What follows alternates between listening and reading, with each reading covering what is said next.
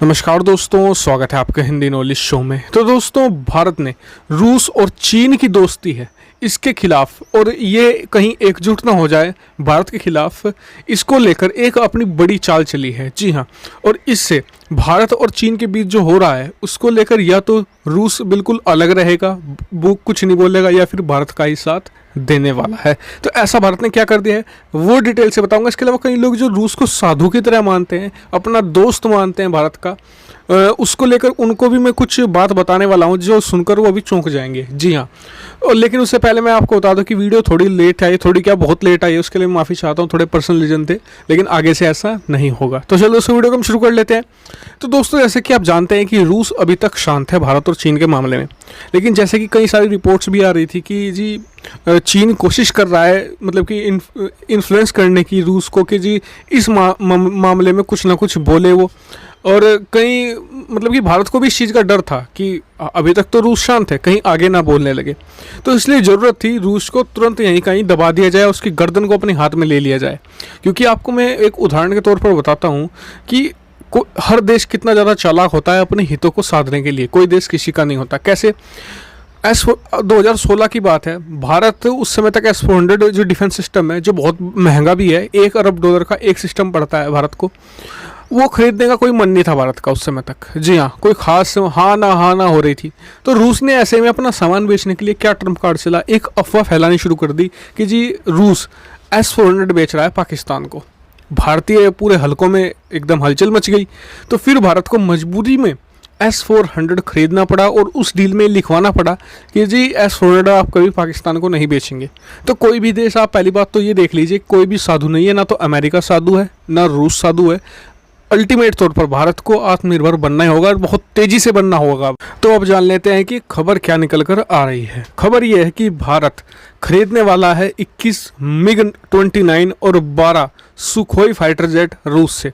लेकिन कई लोगों को कन्फ्यूजन था इनमें। आपको बता दूं कि जो 21 MiG है ये पुराने हैं, ये नए नहीं हैं। बहुत जगह मैंने न्यूज़पेपर्स में भी देखा है, और ये कई जगह कन्फ्यूजन था।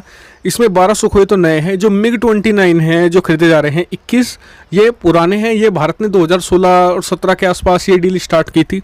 अब इसे फास्ट ट्रैक कर दिया गया है ताकि अभी इसे खरीद भी लिया जाए।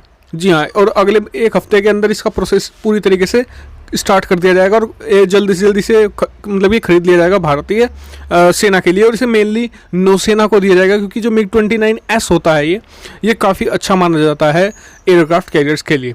तो इसे भारत खरीदा है। लेकिन हाँ, ये नए जैसा ही आप इसे मान सकते हैं, क्योंकि इसकी कंडीशन अच्छी है। रूस इसे सही मतलब कि पूरा रिफर्बिश करके देगा, और भारतीय रिक्वायरमेंट के हिसाब से इसे देने वाला है।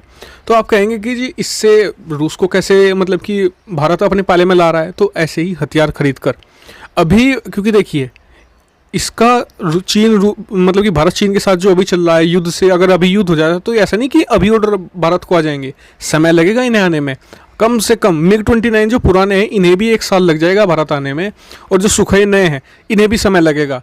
तो फिलहाल तो भारत ने ये खरीद कर ये डील देकर रूस को पूरी तरीके से शांत कर दिया, क्योंकि अब रूस को भी डर रहेगा कि अगर उसने भारत के खिलाफ कुछ बोला तो ये हजारों करोड़ों की जो डील है भारत ये भी लेगा, और ऊपर से जो S-400 है उसकी भी डील लेगा। और रूस को यहाँ पर मजबूरन या तो चुप रहना होगा, और अगर मान लिया मामला एक्सट्रीम में चला जाता है भारत और चीन के खिलाफ, तो भारत रूस को मजबूर भी कर सकता है कि जी आप हमारी साइड लीजिए, वरना हम ये डील कैंसिल करके हम तो अमेरिका को दे रहे हैं सीधे सीधे।